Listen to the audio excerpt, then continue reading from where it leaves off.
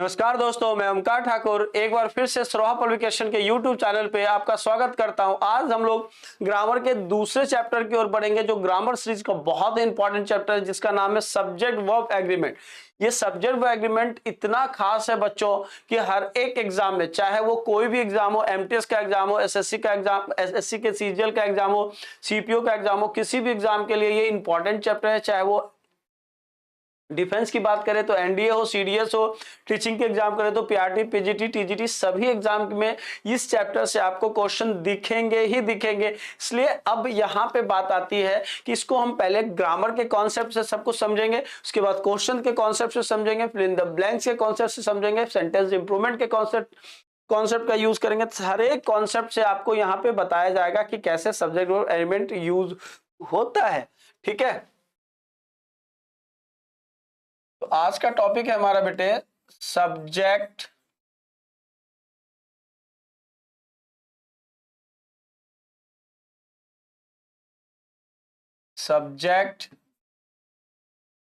Verb agreement. ठीक है, subject verb agreement. अब सब्जेक्ट क्या होता है, वर्ब क्या होता है, एग्रीमेंट क्या होता है, इस बात को पहले एक वर्ड समझिए। एक वर्ड होता है कॉवनेंट। क्या होता है बेटे? कॉवनेंट। कॉव को हम क्या बोलते हैं? कौवा। और एंड को क्या बोलते हैं हम? चींटी। ठीक है, तो याद रखिए कौवे और चींटी में क्या हो गया है? एग्रीमेंट हो गया है। तो कॉवनेंट का मतलब भी क्या होता है बेटे? एग्रीमेंट होता है। कॉवनेंट का मतलब भी क्या होता है हमारा? एग्रीमेंट होता है। ठीक है, क्लियर है? अब देखिए, बात आती है सब्जेक्ट वर्ब एग्रीमेंट की। तो सब्जेक्ट को हम वर्ब से क्या करेंगे? एग्रीमेंट करेंगे। इसी चैप्टर का नाम क्या है? सेंटेक्स। कहीं नहीं जाना है, सब कुछ यही बता दूंगा मैं। ठीक है, क्या नाम है बेटे? सेंटेक्स नाम है। अब इसमें से क्वेश्चंस किस किस प्रकार से पूछे जाएंगे और क्या पूछा जाएगा, ये बात हम कर लेते हैं पहले। तो पहले आपको सब्जेक्ट ढूंढना है सेंटेंस का। तो मेरे बच्चों याद रखिए, सब्जेक्ट जो होता है या तो वो नाउन का होता है या तो प्रोनाउन का होता है। ठीक है बेटे, और जो वर्ब होता है आपका, एक आपका मेन वर्ब होता है और एक आपका हेल्पिंग। ठीक है, एक आपका नाउन प्रोनाउन का सब्जेक्ट होगा, एक वर्ब जो होगा वो क्या होगा? मेन वर्ब और हेल्पिंग वर्ब का होगा। अब बच्चों को ये पता होना चाहिए कि सेंटेंस का सब्जेक्ट होता कहाँ है भाई। तो ये याद रखिए, अगर मैं सब्जेक्ट की बात करूं तो सब्जेक्ट जो है सेंटेंस के स्टार्टिंग में, मिडल में और एंड कहीं भी हो सकता है।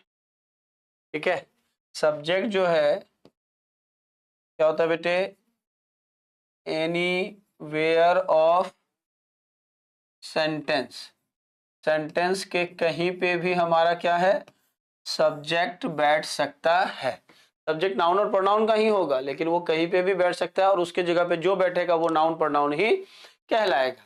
ठीक है बेटे, वो नाउन प्रोनाउन ही कहलाएगा। अब कैसे ढूंढेंगे हम सब्जेक्ट को? तो देखिए, सबसे पहले क्या है कि अगर हम सेंटेंस देख रहे हैं तो पूरा सेंटेंस को हम कवर करेंगे और इस सेंटेंस से हम क्या करेंगे बेटे? क्वेश्चन पूछेंगे। क्या करेंगे? इस सेंटेंस से क्वेश्चन पूछेंगे। जब आप क्वेश्चन पूछेंगे तो इसका क्या आएगा? रिप्लाई भी आएगा। क्या आएगा बेटे? जब आप सेंटेंस से क्वेश्चन पूछेंगे तो इसका क्या आएगा? रिप्लाई भी आएगा। अगर रिप्लाई हमारा किससे आ रहा है? हु, विच या व्हाट से आ रहा है, हु, विच या व्हाट से आ रहा है बेटे, तो वो सारे के सारे वर्ड्स क्या होंगे? आपके सब्जेक्ट हो जाएंगे। क्या हो जाएंगे? सब्जेक्ट हो जाएंगे, और अगर वो सब्जेक्ट हुआ तो या तो वो नाउन होगा या तो वो क्या होगा, प्रोनाउन होगा। या तो वो नाउन होगा या तो वो क्या होगा बेटे, प्रोनाउन होगा। क्योंकि अब प्रोनाउन तो हमारा क्या है, लिमिटेड है, तो बाकी जो बचेगा वो क्या होगा, नाउन होगा। जैसे देखिए, अगर मैं I, we, you, he, she, it, one और दे की बात करूं तो ये क्या है, हमारा लिमिटेड प्रोनाउंस हैं, ये प्रोनाउंस हैं। इसके अलावा जो होगा वो सब क्या हो जाएगा, आपका नाउन होगा। अब यहाँ बच्चों को क्रिएटिविटी आती है कि सर क्वेश्चन से थ्रू समझा दीजिए। तो जिससे अगर मैंने लिखा walking is good for health, क्या लिखा बेटे, ये दिख रहा है ना, walking is good for health. Colour से मैं एक बार अंडरलाइन कर देता हूं।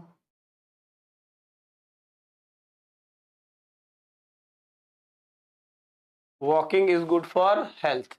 अब यहाँ पे क्वेश्चंस पूछ के देखो, तो इसका क्वेश्चन क्या बन रहा है, what is good for health, हमारे स्वास्थ्य के लिए क्या अच्छा है। तो स्वास्थ्य, इसका रिप्लाई किससे आ रहा है, व्हाट, और व्हाट का आंसर जो जा रहा है वो किससे जा रहा है, वॉकिंग पे जा रहा है। तो इस केस में जो वॉकिंग है हमारा, वो क्या है मेरे बच्चे, सब्जेक्ट है।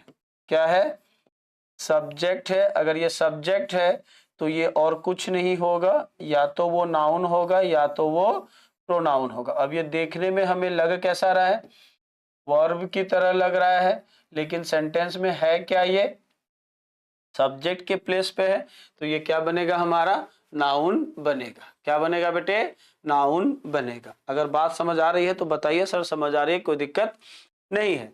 तो सेंटेंस का सब्जेक्ट आपको कैसे ढूंढना है बेटे, पूरे सेंटेंस को देखना है, उससे क्वेश्चन पूछना है, और क्वेश्चन से अगर रिप्लाई किससे आ रहा है, हु, विच या व्हाट से आ रहा है, तो वो सारे के सारे वर्ड्स आपके क्या हो जाएंगे, सब्जेक्ट होंगे। अगर सब्जेक्ट होगा तो या तो वो नाउन होगा या तो वो क्या होगा बेटे, प्रोनाउन होगा। इसके अलावा वो कुछ भी नहीं होगा।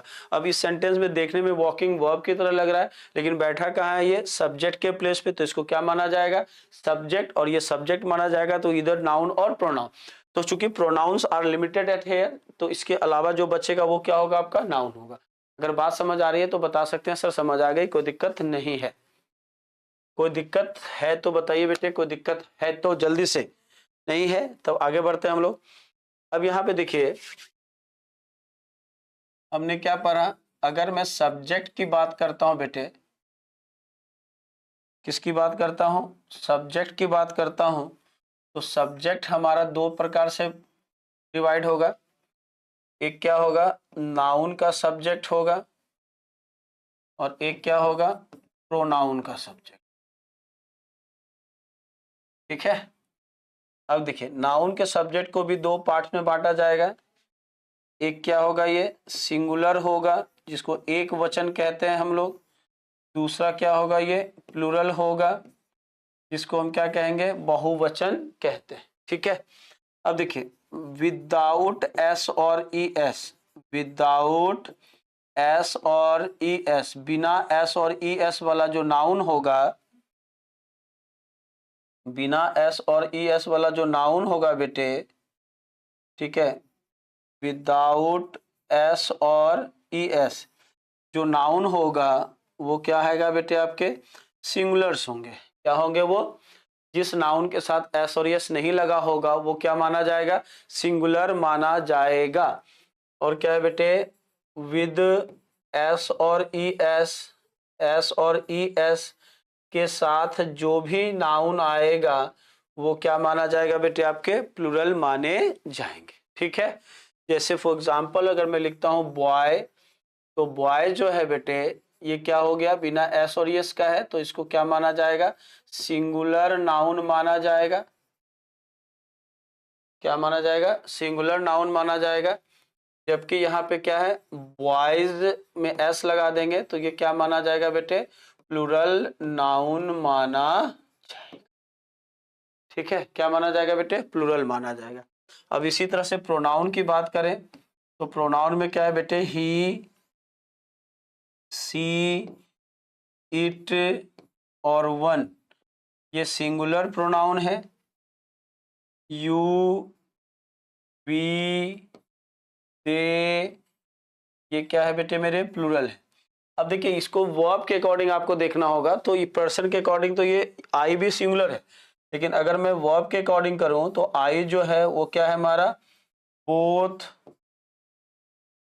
Singular and plural. ये क्या है बेटे? सिंगुलर भी है और प्लूरल भी है। ये क्या है आपका? सिंगुलर भी है और प्लूरल भी है। जैसे एग्जांपल के थ्रो पे देखिए, अगर आई के साथ हम एम का यूज करते हैं तो आई सिंगुलर हो जाएगा, वॉज का यूज करते हैं तो प्लूरल सिंगुलर हो जाएगा, हैव का यूज करते हैं तो प्लूरल हो जाएगा, अगर वर्ब की फर्स्ट फॉर्म का यूज करते हैं तो प्लूरल हो जाएगा। क्लियर है यहाँ तक? तो हमें हमारे पास सब्जेक्ट भी मिल गया। सब्जेक्ट भी हमारा क्या होगा? दो कैटेगरी में होगा, एक सिंगुलर सब्जेक्ट होगा बेटे, एक सिंगुलर सब्जेक्ट होगा, और दूसरा क्या हो जाएगा हमारा? प्लूरल सब्जेक्ट होगा। ठीक है बेटे, क्लियर है यहां तक में? कोई दिक्कत? अगला बात क्या आती है बेटे? वर्ब की। तो वर्ब भी दो कैटेगरी में बटेगा, एक होगा हमारा मेन वर्ब, और मेन वर्ब को भी दो कैटेगरी में बांटा जाएगा, एक होगा हमारा सिंगुलर वर्ब और दूसरा क्या होगा बेटे? Plural verb.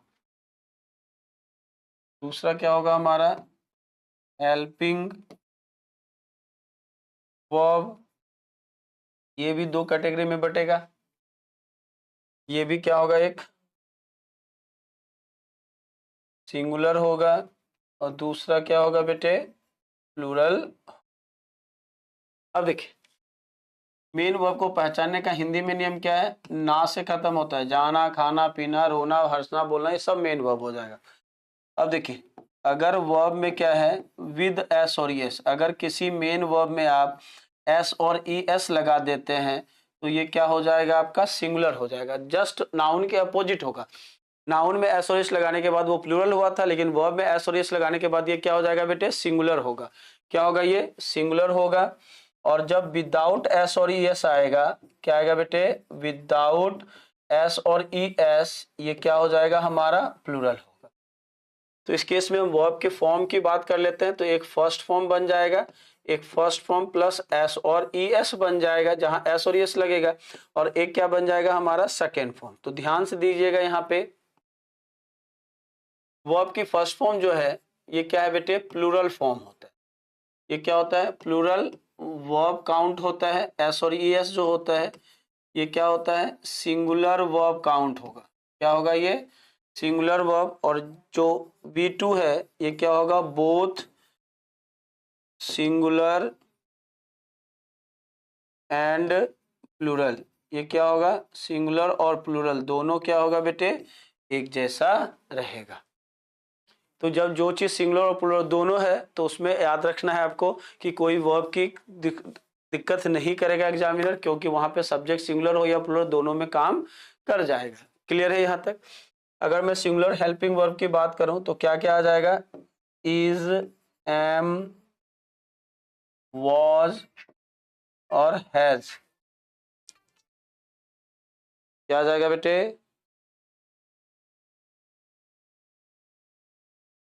Is, M, was और क्या आ जाएगा? हैज और डज।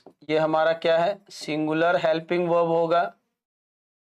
और यहाँ पे अगर मैं आर, वर, हैव और डू की बात करूं तो ये हमारे प्लूरल हेल्पिंग वर्ब हो जाएंगे। ठीक है, अब मैं अगर थोड़ा सा एक नोट की बात कर लूं तो नोट में देखिए अगर मैं बात करता हूं किसकी? डिड की, हैड और मॉडल वर्ब जिसमें कैन, कुड, मे, माइट की बात करेंगे हम, तो ये सारे क्या है हमारे?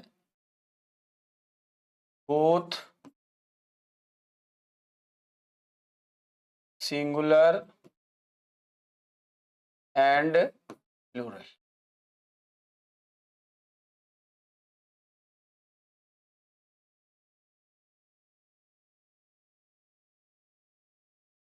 क्या है ये? बोथ सिंगुलर एंड, ठीक है, क्लियर है? ये सिंगुलर भी होगा और प्लूरल भी होगा। कोई दिक्कत है बच्चे?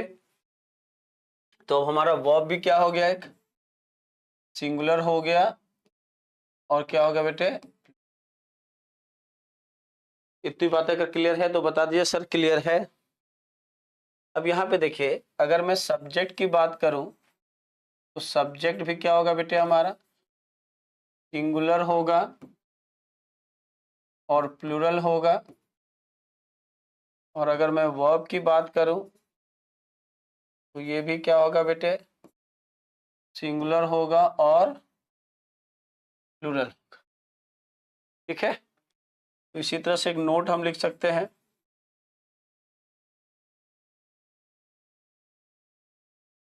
Singular subject contains singular verb and plural subjects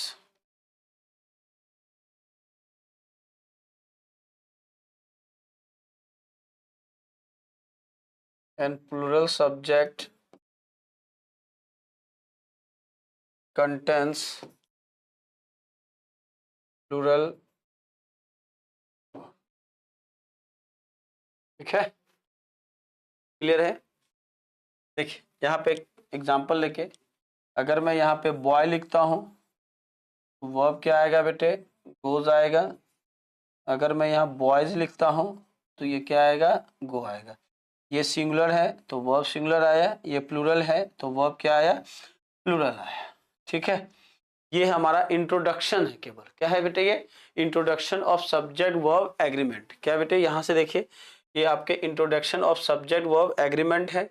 अब यहाँ से आपको क्लियर करना है कि आपको कैसे पढ़ना है। तो इसके बाद जो हम पढ़ेंगे, इसके बाद जो पढ़ेंगे वो क्या पढ़ेंगे बेटे? हम रूल्स ऑफ, क्या पढ़ेंगे? Rules of SVA, subject verb agreement. वो नेक्स्ट क्लास में आपको मैं बताऊंगा, ठीक है। इस वीडियो में केवल इंट्रोडक्शन तक की बात हुई है, इतना समझ के मुझे कमेंट करें। अगर समझ आया तो ठीक है, नहीं तो फिर दूसरे तरीके से समझाने की। लेकिन मुझे होप सो दैट कि आपको ये होपफुली समझ आएगा। तो मिलते हैं अगले क्लास में। Bye bye, take care, all the best, Jai Hind, जय भारत, धन्यवाद दोस्त।